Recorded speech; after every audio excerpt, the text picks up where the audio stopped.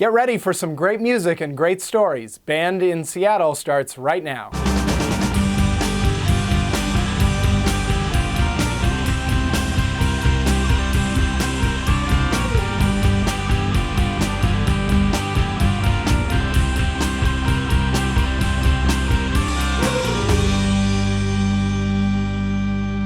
Welcome to Band in Seattle. I'm Xander Denke, and with me is Abby Williamson, music writer, photographer, and video blogger, to talk about tonight's band, Hounds of the Wild Hunt.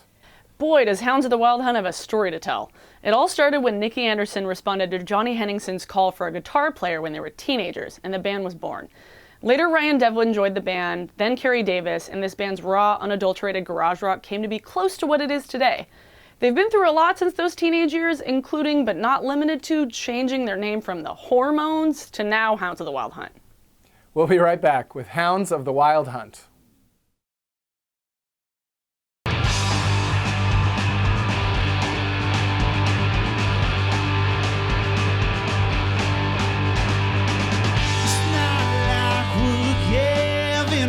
Can I talk about some reasons why I think we've had enough?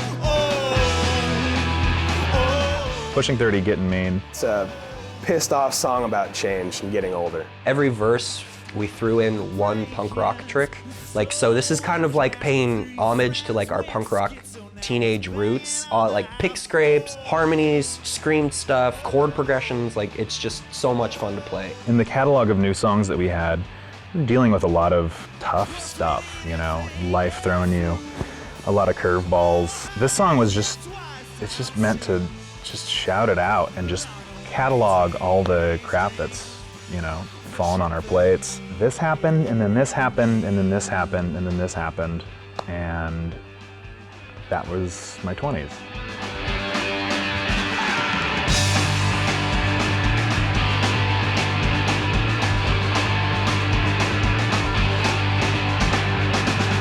Midnight on Junkie Watch, where we found his hiding needles in his socks.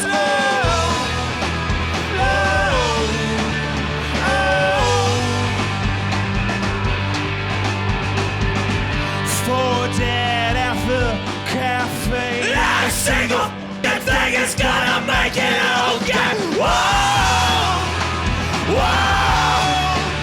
Whoa!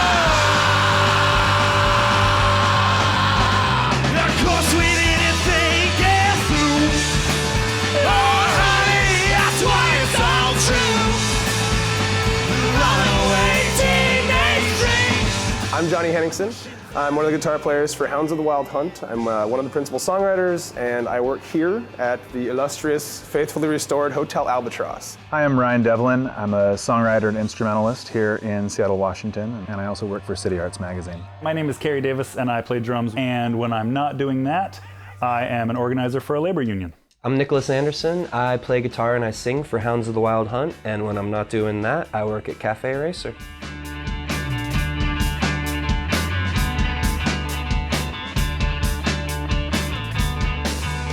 We crawled from the sis, cold dark truth, the comfort of the trace, cradled by their roots. We tied our tongues to a language. Crooked, I kind of like creating lyrical puzzles for myself, and this one I wanted to describe love and being in a relationship with somebody, and then partner that with the idea of human evolution. If you are between the ages of 15 and 25, and you are the type of person who will go to the beach and park your car with a bunch of other people with their cars parked, and you want to get in a fight, play that song really loud. Nick, he's very literary, so if you listen deeply to the lyrics of that song, it's about kind of coming up from the sea and then moving into something higher.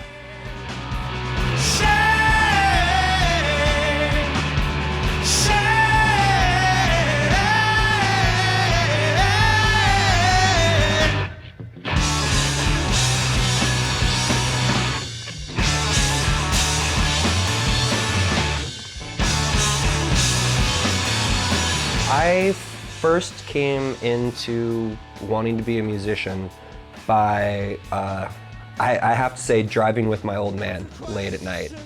He is a big music lover, and he always had really fast cars.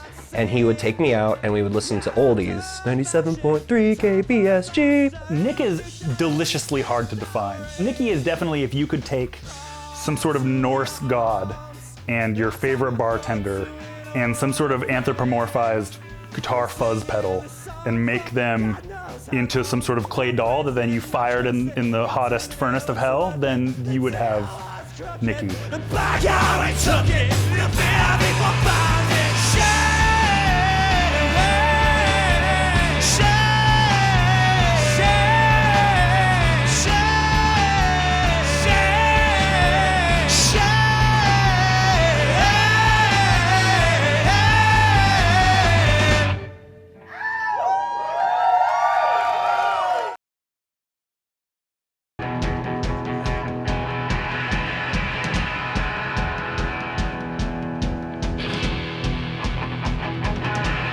I don't wanna grow old, but I wanna love you forever.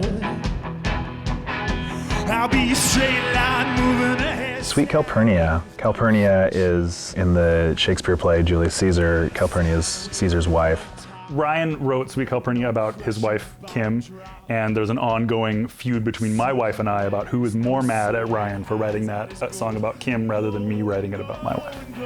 Forever. Well, you can tell from the light that the house is burning. From the shadows that I cast in the Kincaid painting,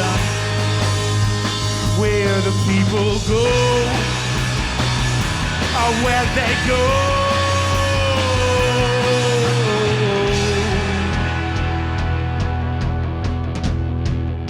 And one day I put a handwritten flyer up at a local record store. It said, wanted guitarist and drummer for old school hardcore punk band. It was all handwritten and stuff, and like 3 or 4 people responded.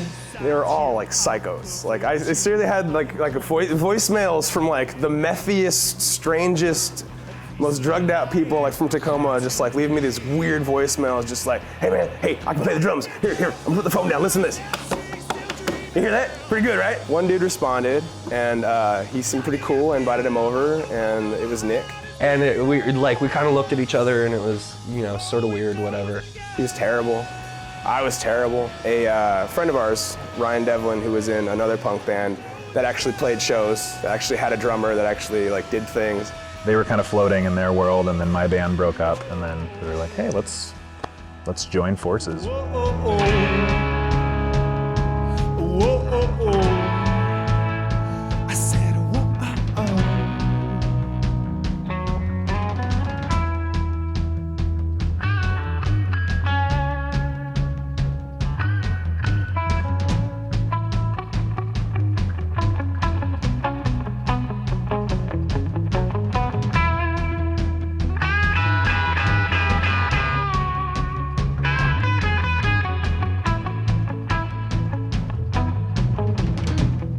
Nick gave me a book for my birthday. The book was Mythical Monsters and Creatures. It was just lists of different cultures' monsters. We were almost called the White Eagle of Zeus, which was another one. Hounds of the Wild Hunt just kind of jumped out, and we were like, oh, hey, that one's kind of cool. And we can just call ourselves the Hounds, like when we want to, shorthand it.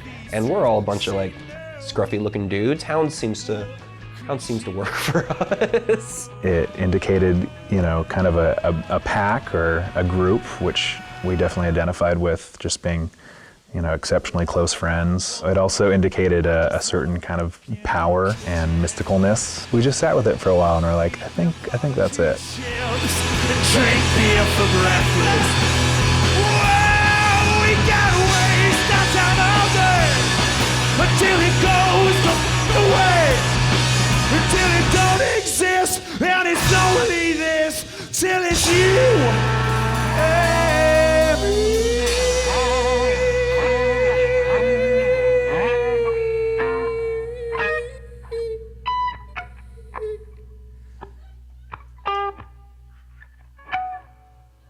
And we'll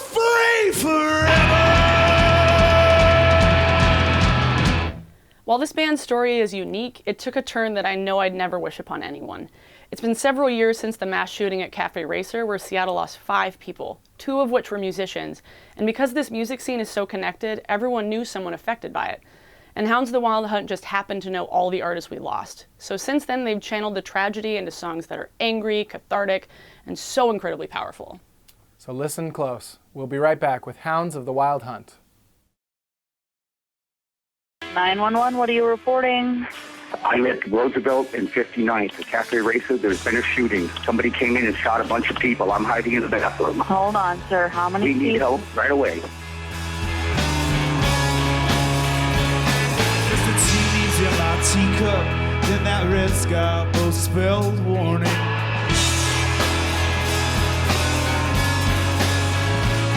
There were pistols in the first act and in my last dream before morning.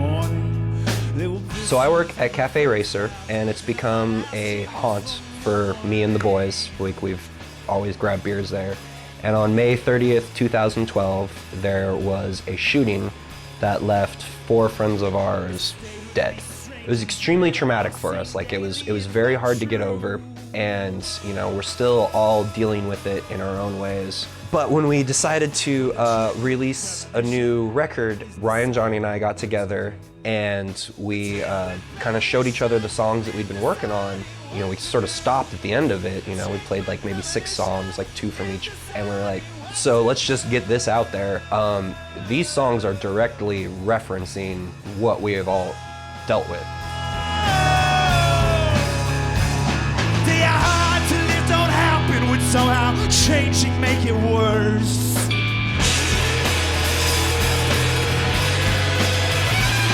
Say the chorus like a good captain, run the play as it's rehearsed. Say the chorus like a good captain, run the play as it's rehearsed. Names of the Dead is a song that I wrote in the wake of the shootings at Racer. Really what the song is about, it's kind of an imagined fiction about someone with kind of the omnipotence to know that something bad is about to happen.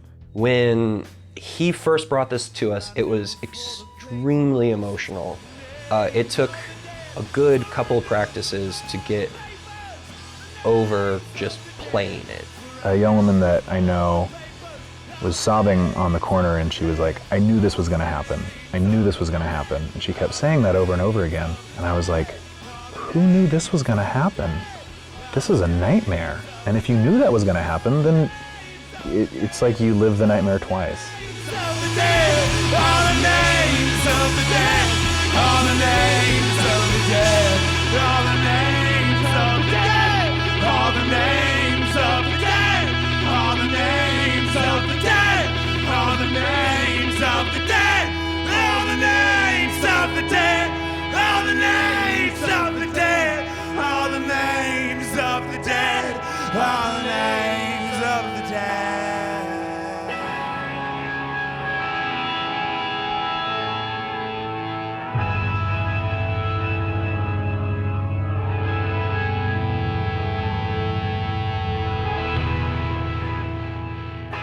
Please just don't fall apart. I really need you this time. I know we're broken and terrified. Older Children is a desperate song about desperate times. It deals with not directly the Racer shooting, but kind of like the aftermath. There's a line in it that we actually we stole from Lewis Carroll from was it Alice in Wonderland? We are but older children, dear, who fret to find out when our bedtime is near. Yeah, it's about that same thing, the closing of a certain chapter in your life. Bound, blinded by toes and tongue, lashing thin love headed down from above. From cover to cover, each day it is red. Nick lives a few doors down from Cafe Racer. John lived a few doors down from Cafe Racer. It would be entirely likely to see me at Cafe Racer before rehearsal. It's like our living room, and it still is. We got to practice. Maybe like 30 minutes in, Nick got a call from the owner of Cafe Racer, Kurt. Kurt was hysterical. Said someone came in and and shot up the place. And Nick was like, geez, like someone like waved a gun around and shot some holes in the walls. So he said, guys, I'll be right back. Something felt weird about it, you know? We were like, you know what, let's go. Let's see what's up. Yeah, we showed up to Racer and there's just yellow tape around the block. John had come from Cafe Racer. He'd eaten breakfast there. So if you look at the Seattle Times front page of the security camera, you can see John's bar stool with the menu that he ordered from sitting there. I've heard all the madmen talk, sure-footed monsters stalk in the dark. We're choking on fiction and none of it's ours. I would say since Cafe Racer, the music that those guys write, it's like the subject material and the energy of the band is the same, but there's this like first-hand knowledge of the kinds of things that I think they used to just kind of talk about. We just don't fall apart. I really need you this time. I know we're broken and terrified. You can see that we're all alone. And so many miles from what once was home. The airs in our heels, we must press on.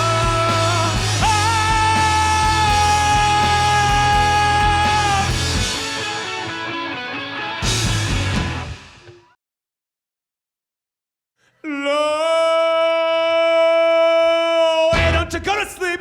Don't go to sleep. There's something that you want to see. Just let me give a whisper in your ear, my boy. You stumbled on a crossroad and get you up and dust you off.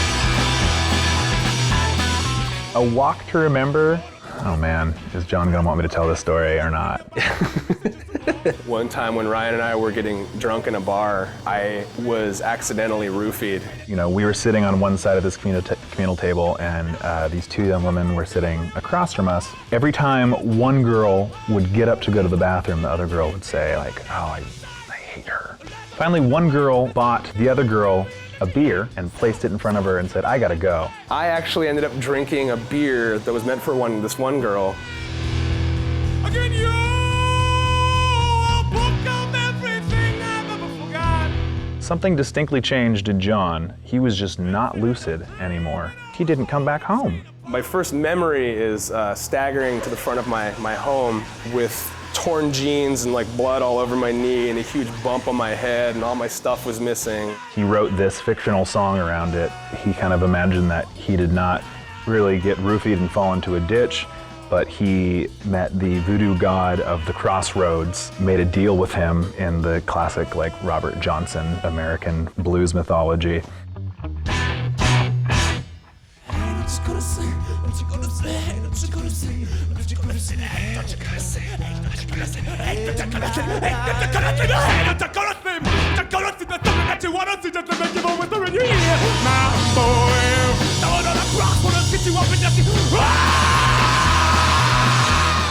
That was his way of taking a bad situation and making something out of it, like getting, you know, not just a bumped head.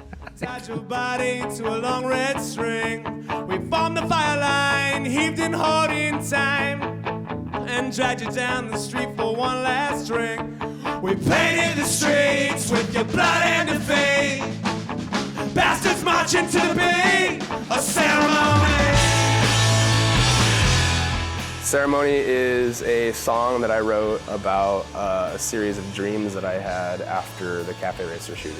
This whole record, I mean, we're gonna call it Last Dream Before Morning, and this whole record deals very heavily with dreams and the power that they have. They're very important things. And this one was very particular for Johnny, and I think it kind of represented a closure for him. You don't always get to say goodbye, and this was his way of saying what our community is, how it reacted, and how it goes on, and then also just, you know, kind of saying like a final, you know, like, well, that's it. Like you're with us forever, but like we don't get you anymore.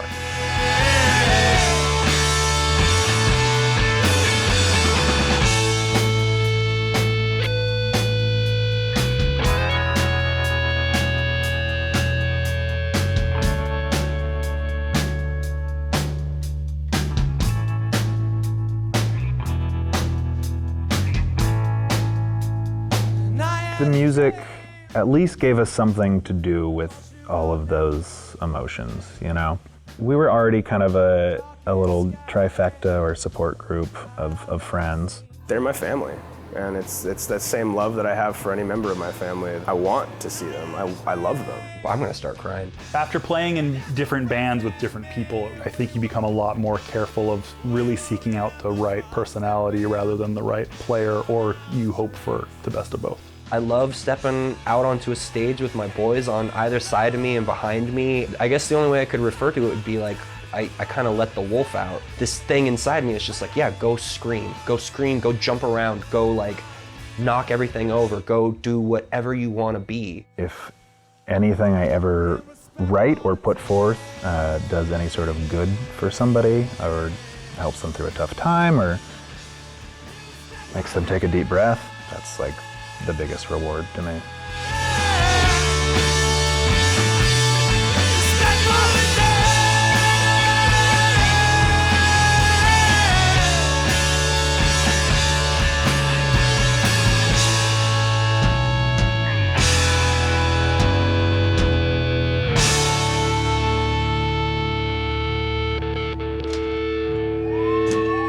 Thanks a lot, guys. Thanks a lot. That's it for tonight's Band in Seattle. If you want to hear more, check us out on bandinseattle.com, where you can hear full concerts and find links for more information about our bands and where they're playing next. Abby? And if you want to join me in navigating this rich and beautiful music scene, hit me up on YouTube. If you type in my name, I'll be right there. Thanks for watching. Join us next week for more great music and great stories on Band in Seattle.